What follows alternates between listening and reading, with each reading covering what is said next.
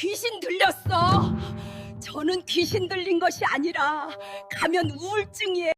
귀신 들렸다는 모욕보다 더 아팠던 건 30년간 가면 뒤에 숨겨야 했던 그녀의 진짜 마음이었습니다. 온몸이 부서질 듯 아픈데 병원에서는 원인을 모른답니다.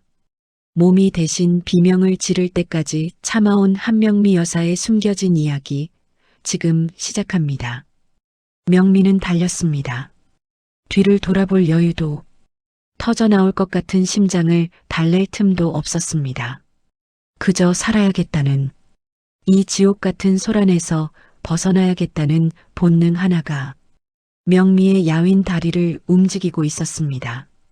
폐부 깊숙한 곳에서 쇠맛이 나는 거친 숨이 올라왔습니다.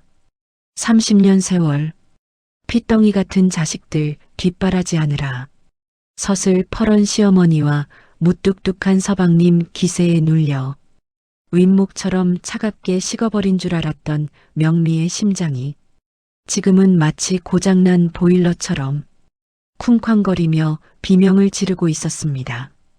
등 뒤에서는 여전히 환청 같은 소리가 쫓아왔습니다. 명미야, 거기 서라! 이게 다 너 살리려는 정성이다. 시어머니의 날카로운 고함이 명미의 뒤통수를 낚아채는 것만 같았습니다. 무당이 흔들어대던 쇠방울 소리가 귓가에 들러붙어 떨어지지 않았습니다. 1,000만 원짜리 구판, 며느리의 병을 고쳐주겠다며 버린 그 구판은 명미에게는 치료가 아니라 영혼을 난도질하는 작두날과도 같았습니다. 사람들은 명미를 보고 혀를 찼을 것입니다. 대낮에 머리는 산발을 하고 신발 한 짝이 벗겨질 듯 위태롭게 달리는 중년의 여인. 하지만 명미는 멈출 수가 없었습니다. 잡히면 다시 그 매캐한 향냄새에 진동하는 굿땅으로 끌려가 억지로 무릎 꿇려질 것이 뻔했으니까요. 내 몸은 내가 아는데, 내 속은 문드러져 썩어가는데 왜 다들 귀신 탓이라고만 하는가. 억장이 무너지는 서러움이 눈물이 되어 콧등을 때렸습니다. 그때였습니다. 세상의 모든 소리가 차단된 듯 귀 안에서 날카로운 기계음이 들리기 시작했습니다. 삐 소리, 마치 수천 마리의 매미가 머릿속에 둥지를 튼 것 같은 이명. 명미는 달리던 걸음을 멈추고 귀를 틀어막았습니다. 아, 또 시작이야. 머리를 쥐어뜯고 싶을 만큼 끔찍한 소리였습니다. 남편은 꾀병이라 비웃고 시어머니는 신병이라 몰아세우는 이 소리. 하지만 명미에게 이 소리는 차라리 죽는 게 낫겠다 싶을 만큼 생생한 고통이었습니다.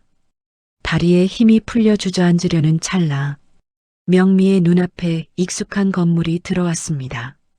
아파트 단지 옆 주민센터. 평소라면 공과금을 내러 등본을 떼러 무심히 드나들었을 그곳이 오늘따라 거대한 피난처처럼 보였습니다. 명미는 마지막 힘을 짜내 건물 안으로 뛰어들었습니다. 자동문이 닫히자 거짓말처럼 바깥 세상의 소란이 사라졌습니다.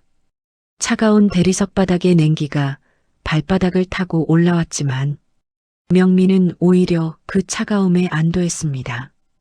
2층 복도 구석 평생학습관이라는 팻말이 붙은 강의실 문이 살짝 열려 있었습니다. 명미는 짐승처럼 그 어둑한 틈새로 몸을 숨겼습니다. 거친 숨을 몰아쉬며 쪼그리고 앉아 있는데 열린 문틈으로 나직하고 따뜻한 목소리가 흘러나왔습니다. 여러분, 혹시 오늘도 괜찮은 척 화면을 쓰고 나오셨나요? 몸은 여기저기 쑤시고 아픈데 병원에 가면 아무 이상이 없다고 하고 마음은 텅 빈 것처럼 공허하지 않으신가요? 명미의 귀를 찢을 듯 울려대던 이명 소리가 그 낯선 강사의 목소리에 조금씩 잦아들었습니다. 강사의 말은 마치 명미의 일기장을 훔쳐보고 읽어내려가는 것만 같았습니다. 그건 여러분의 잘못이 아닙니다. 남편을 위해, 자식을 위해 내 안의 에너지를 남김없이 다 퍼주고 나서 정작 나를 돌볼 힘조차 남아있지 않은 상태. 우리는 그것을 자아고갈이라고 부릅니다. 당신의 몸이 아픈 건 당신의 영혼이 살려달라고 지르는 비명입니다. 비명. 내 몸이 지르는 비명. 명미는 입을 틀어막았습니다. 터져 나오려는 울음을 삼키느라 어깨가 심하게 들썩였습니다. 아무도 알아주지 않던, 아니 꾀병이라며 손가락질 받던 명미의 아픔을 얼굴도 모르는 저 강사는 알고 있었습니다. 30년 동안 쓰고 있던 착한 며느리라는 무거운 가면이 툭 하고 바닥으로 떨어지는 소리가 들리는 듯 했습니다. 기억은 며칠 전 대학병원 복도에서부터 꼬이기 시작했습니다. 명미는 그날도 남편의 등 뒤에 서 있었습니다. 30년 결혼 생활 내내 명미의 자리는 늘 거기였습니다. 앞서 걷는 남편의 넓은 등, 그 너머로 보이는 세상. 명미는 한 번도 남편과 나란히 걸어본 적이 없었습니다. 야, 박 박사, 고맙다. 바쁜데 시간 내줘서. 남편은 친구인 이비인후과 의사 앞에서 호탕하게 웃었습니다. 그 웃음소리가 명미의 귀에는 유리 조각처럼 날카롭게 박혔습니다. 명미의 몸은 불타는 숯덩이처럼 뜨거운데 남편의 목소리는 한겨울 외풍처럼 차가웠기 때문입니다. 결과는 깨끗해. MRI고 CT고 다 찍어봤는데 기질적인 원인은 없어. 재수 씨, 혹시 최근에 스트레스 받는 일 있으세요? 이건 전형적인 시민성 증상입니다. 의사의 말에 남편은 기다렸다는 듯 무릎을 쳤습니다. 거봐, 내가 뭘 했어? 당신 그거 다 꾀병이라니까. 아침마다 머리가 깨지네. 소화가 안 되네. 죽는 소리를 하더니. 의사 말이 딱 맞네. 마음이 문제야, 마음이. 당신이 마음을 곱게 안 쓰니까. 몸뚱이가 심술을 부리는 거 아냐? 명미는 입술을 깨물었습니다. 아니에요. 정말 아파요. 뼈마디가 녹아내리는 것 같고 명치 끝에 돌덩이가 얹혀 있는 것 같단 말이에요. 하고 싶은 말이 목구멍까지 차올랐지만 명미는 꿀꺽 삼켰습니다. 평생을 그렇게 살았습니다. 시어머니가 맵다 짜다 타박을 해도 죄송합니다. 남편이 월급 봉투를 던지며 유세를 떨어도 고생하셨어요. 명미의 언어는 늘 사과와 감사뿐이었습니다. 자신의 고통을 호소하는 언어는 명미의 사전에는 없었습니다. 집으로 돌아오는 차 안에서 남편은 콧노래까지 흥얼거렸습니다. 박 박사가 그러잖아. 심리적 요인이라고. 그걸 유식한 말로 하면 시민성이고 우리말로 하면 꾀병이야. 당신이 시댁 가기 싫고 제사 지내기 싫으니까 머리통이 잔머리를 굴리는 거라고. 잔머리. 명미가 30년 동안 이 집안 귀신이 되도록 쏟아부은 정성이 남편에게는 고작 잔머리로 보였던 것입니다. 핏덩이 같은 아들 둘을 낳아 키우며 밤새 열이 펄펄 끓어도 해열제 한 알로 버티며 새벽밥을 지었던 그 세월이 꾀병이라는 두 글자로 난도질당하고 있었습니다. 증세가 폭발한 건 시어머니의 팔순 잔칫날이었습니다. 그날 아침 명미는 도저히 일어날 수가 없었습니다. 천근만근이라는 말로도 부족했습니다. 누군가 젖은 솜니불로 온몸을 짓누르는 것 같았습니다. 천장을 보는데 세상이 빙글빙글 돌았습니다. 이 여편네가 미쳤나? 오늘이 어떤 날인데 아직도 이불 속이야? 방문이 쾅 열리며 남편이 소리쳤습니다. 뒤이어 시누이의 앙칼진 목소리가 거실에서 들려왔습니다. 올케 언니, 지금 밖에는 손님들이 들이닥치는데 혼자 안방마님 놀이할 거야? 정말 너무하네. 우리 엄마 팔순 망칠 작정이야? 명미는 기어서라도 나가보려 했습니다. 하지만 다리가 말을 듣지 않았습니다. 힘이 풀려 주저앉는 명미를 보며 시어머니가 혀를 찼습니다. 쯧쯧 저거 눈 풀린 거 봐라. 내가 이럴 줄 알았다. 저게 꾀병이 아니라 신이 들린 게야. 조상신이 노해서 저런 거라고. 시어머니의 진단은 의사의 진단보다 더 가혹했습니다. 신병? 가족들은 명미를 걱정하는 척하며 쑥덕거렸습니다. 엄마, 그럼 어떡해요? 병원에서도 못 고친다잖아요. 굿을 해야지. 내 친구 아들도 저러다가 굿 한 번 하고 씻은 듯이 나았다더라. 내가 용한 만신한테 물어봤더니 며느리한테 씌인 살을 풀어내려면 1,000,000원짜리 큰 굿을 해야 한단다. 1,000,000원. 명미가 10년을 넘게 입던 코트가 낡아 소매가 해져도 5만원짜리 새 옷 하나 벌벌 떨며 못 샀는데 남편은 구판에는 선뜻 카드를 내밀었습니다. 그래. 차라리 굿이라도 해서 당신 정신 좀 차리게 하자. 귀신이든 꾀병이든 싹 다 쫓아버려야지, 원. 명미의 의사는 없었습니다. 그들은 명미를 환자가 아니라 집안의 우한 덩어리로 취급했습니다. 억지로 차에 태워져 굿당으로 끌려가는 길, 명미는 차창 밖으로 스쳐 지나가는 풍경을 보며 생각했습니다. 나는 무엇이었나? 이 사람들에게 나는 대체 무엇이었나? 신호 대기 중 명미는 충동적으로 차 문을 열었습니다. 당신 뭐 하는 거야? 남편의 고함을 뒤로하고 명미는 달렸습니다. 신발 한 짝이 벗겨지는 줄도 몰랐습니다. 아스팔트 바닥이 발바닥을 찔러대도 굿당 작두위보다는 덜 아플 것 같았습니다. 그렇게 도망쳐온 곳이 여기 평생학습관 강의실 구석이었습니다. 30년 묵은 억울함이 목구멍을 타고 뜨거운 눈물로 터져나왔습니다. 명미는 가슴을 주먹으로 쳤습니다. 쿵쿵 소리가 나도록 쳐도 꽉 막힌 속은 뚫리지 않았습니다.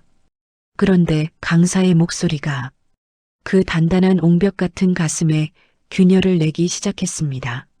착한 딸, 착한 아내, 착한 며느리 콤플렉스.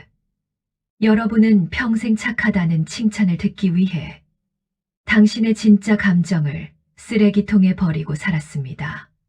화가 나도 웃고 슬퍼도 참고 아파도 괜찮은 척. 그게 바로 가면입니다. 명미는 떨리는 손으로 자신의 얼굴을 만져보았습니다. 웃고 있지 않은데도 입꼬리가 경련하듯 굳어 있었습니다. 나는 울고 싶은데 내 얼굴은 습관처럼 웃는 표정을 짓고 있었구나. 이제 그 가면을 벗으세요. 그리고 소리치세요.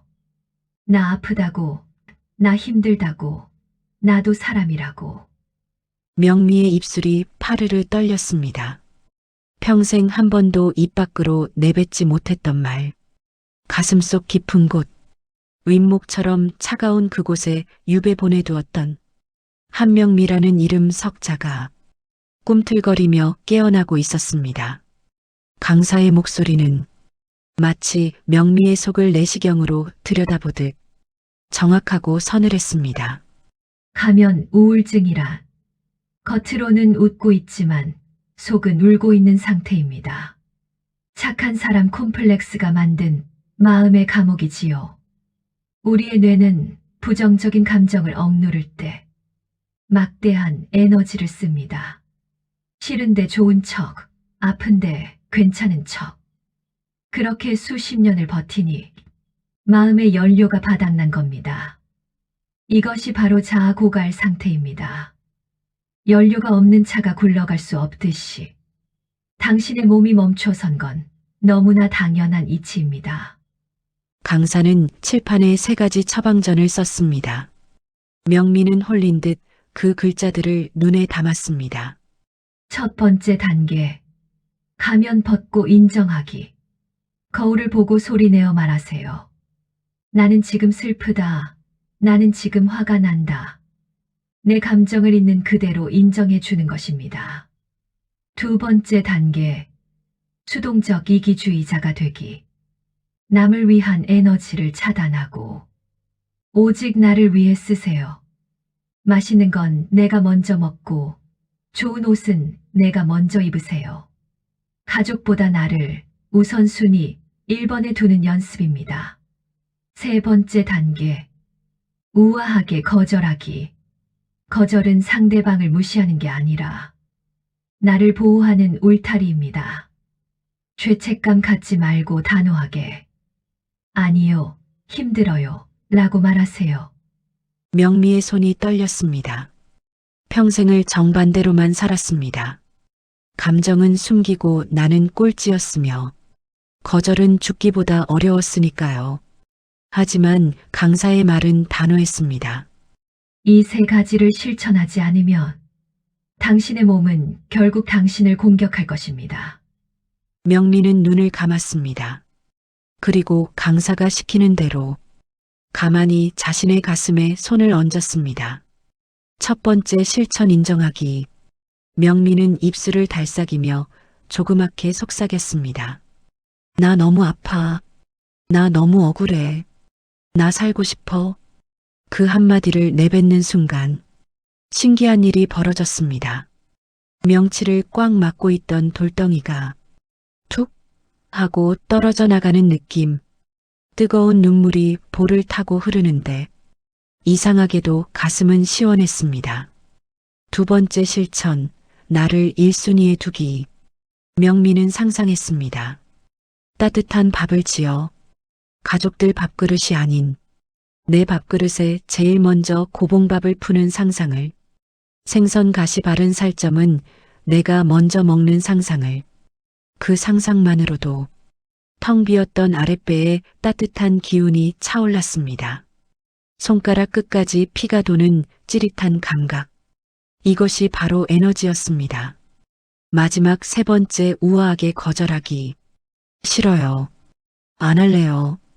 내 몸이 먼저예요.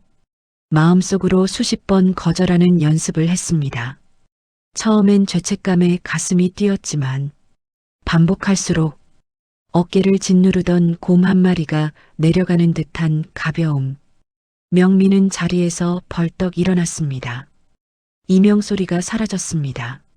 머리를 쪼개던 두통도 거짓말처럼 맑게 개었습니다. 몸이 깃털처럼 가벼웠습니다. 아, 이것이구나. 내가 나를 안아줄 때 찾아오는 이 벅찬 해방감. 내 안에 아직 살아있는 힘이 있었구나. 명미는 주먹을 꽉 쥐었습니다. 다시는 그 누구에게도 이 귀한 에너지를 도둑맞지 않으리라. 다짐하고 또 다짐했습니다. 강의가 끝났습니다. 하지만 명미는 자리에서 일어날 수 없었습니다. 마치 감전이라도 된 듯 온몸이 찌릿했습니다. 강사의 마지막 말이 가슴에 화인처럼 박혔기 때문입니다. 당신은 누구의 엄마도 누구의 아내도 아닌 그저 당신 그 자체로 고귀하다는 말. 그 한마디가 30년 동안 명미를 짓누르던 1000만원짜리 구판보다 더 영험한 부적처럼 느껴졌습니다. 명미는 떨리는 손을 들어 얼굴을 쓸어내렸습니다. 축축하게 젖은 손바닥에 눈물과 함께 오래된 가면의 잔해들이 묻어나오는 것만 같았습니다. 이제야 숨이 쉬어졌습니다. 가슴을 옥죄던 돌덩이가 스르르 녹아내리는 기분. 명미는 비로소 자신의 진짜 숨소리를 들었습니다. 주민센터 문을 열고 나오자 어느새 해가 뉘엿뉘엿 지고 있었습니다. 저녁 노을이 명미의 얼굴을 붉게 물들였습니다. 그때였습니다. 주차장 쪽에서 익숙한 고함이 들려왔습니다. 영미야, 너 여기 있었니? 한참을 찾았잖아. 무당님이 기다리다 지쳐서 위약금 내놓으라고 난리구만. 남편과 시어머니였습니다. 여전히 그들의 눈에는 명미가 보이지 않았습니다. 그저 자신들의 체면을 구긴 고장난 며느리만 보일 뿐이었습니다. 예전 같으면 오금이 저려 주저앉았을 그 호통이 이상하게도 오늘은 아무렇지도 않았습니다. 마치 텔레비전 속 남의 집구석 싸움 구경하듯 아주 멀게만 느껴졌습니다. 명미는 천천히 그들에게 걸어갔습니다. 그리고 또렷한 눈으로 남편의 눈을 똑바로 쳐다보았습니다. 여보, 나 이제 집에 안 가요. 당신 밥도 안 차릴 거고 어머니 굿판에 장단도 안 맞출 거예요. 남편의 눈이 튀어나올 듯 커졌습니다. 뭐라고? 당신 지금 제정신이야? 지금 뭐라고 했어? 빨리 차에 타지 못해? 아니, 귀신이 씌인 건 내가 아니라 당신들이야. 체면이라는 귀신, 효자라는 귀신, 그 귀신들 수발드느라 내 속이 숫덩이가 된 줄도 모르고 명미의 목소리는 더 이상 떨리지 않았습니다. 평생을 윗목에서 눈치만 보며 살던 여자가 아니었습니다. 어머니, 그 1,000만 원 저 주시죠. 저 병원 가서 제대로 검사받고 좋은 약 지어 먹고 비싼 밥 사 먹으렵니다. 조상신 달래는 것보다 살아있는 며느리 속 달래는 게 먼저 아니겠어요. 시어머니는 입을 딱 벌린 채 말을 잇지 못했습니다.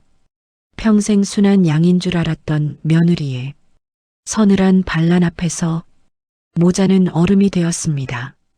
명미는 뒤도 돌아보지 않고 돌아섰습니다. 등 뒤에서 남편이 악을 쓰며 불렀지만 명미의 발걸음은 깃털처럼 가벼웠습니다. 어디로 갈까? 명미는 주머니 속 꼬깃꼬깃한 비상금을 만지작거렸습니다. 남편 몰래 장롱 깊숙이 숨겨두었던 나만의 비상금. 이 돈이면 바다가 보이는 곳으로 가서 하룻밤 푹 자고 올 수 있을 것입니다. 누군가 차려주는 밥을 먹고 누구의 눈치도 보지 않고 늦잠을 자도 되는 하루. 생각만으로도 입가에 미소가 번졌습니다. 이명소리가 사라진 귓가에 저녁 바람소리가 노랫가락처럼 감겨왔습니다. 나는 한명미다. 누구 엄마도 아니고 누구 며느리도 아닌 그냥 한명미다. 그제야 명미의 세상에 진짜 봄이 오고 있었습니다. 30년 늦은 봄이었지만 그래서 더 눈물겹고 찬란한 봄이었습니다. 사랑하는 여러분, 저 한명미입니다. 혹시 지금 이 순간에도 가족들 밥 챙기느라 식은 밥을 물에 말아 드시고 계시진 않나요? 아픈 허리를 두드리며 괜찮다 괜찮다 스스로를 속이고 계시진 않나요? 제가 30년을 그렇게 살았습니다. 그게 사랑인 줄 알았고 그게 희생인 줄 알았습니다. 하지만 그건 나를 죽이는 일이었습니다. 부디 저처럼 몸이 비명을 지를 때까지 기다리지 마세요. 착한 아내, 착한 엄마라는 무거운 왕관을 내려놓으세요. 조금 이기적이어도 괜찮습니다. 밥상에서 제일 맛있는 반찬, 어머니가 먼저 드세요. 설거지 쌓아두고 드라마 보며 깔깔 웃으세요. 당신이 행복해야 집안에 진짜 온기가 돕니다. 자아 고갈로 메마른 땅에서는 아무것도 자라지 않으니까요. 늦지 않았습니다. 제 나이 60에도 이렇게 내 인생을 찾았습니다. 오늘 거울을 보고 꼭 말씀해 주세요. 고생했다. 애썼다. 너는 참 귀한 사람이다. 여러분의 남은 날들이 의무가 아닌 축제가 되기를 저 한명미가 진심으로 응원합니다. 좋아요, 구독. 여러분 항상 건강하세요.